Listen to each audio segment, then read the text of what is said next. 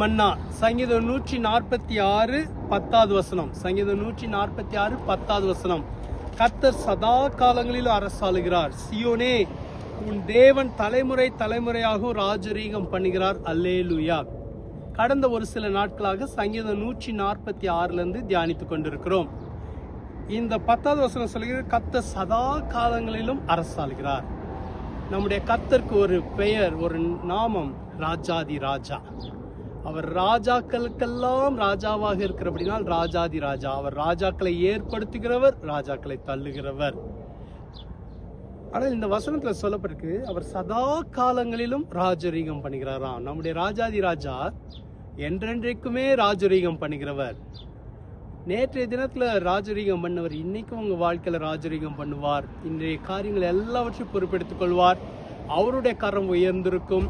அவருடைய சிங்காசனம் உங்களுக்குள்ளாக ஸ்தாபிக்கப்பட்டிருக்கும். அவர் உங்களுக்குள்ளாக ராஜாதி ராஜாவாக வீற்றிருப்பார். சகலமும் அவருக்கு கீழாக கட்டுப்பட்டிருக்கும். சகலமும் அவருடைய ஆளுகைக்குள்ளாக அடங்கி இருக்கும். அவரை மீறி எதுவும் உங்களுடைய வாழ்க்கையில நடக்க முடியாது.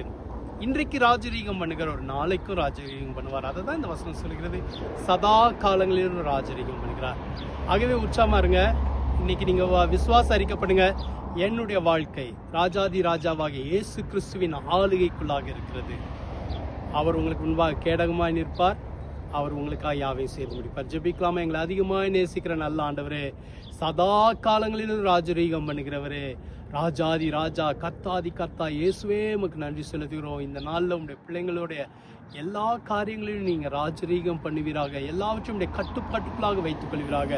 இந்த நாள் அவங்களுக்கு ஆசீர்வதிக்கப்பட்ட நாளாக, அற்புதத்தின் நாளாக இருக்கட்டும். தொடர்ந்து நன்மைகளை செய்யுங்க, வழி நடத்துங்க. இயேசுவின் மூலம் ஜெபிக்கிறோம் பிதாவே, ஆமென். கர்த்தர் உங்களை ஆசீர்வதிப்பாராக. ஆமென்.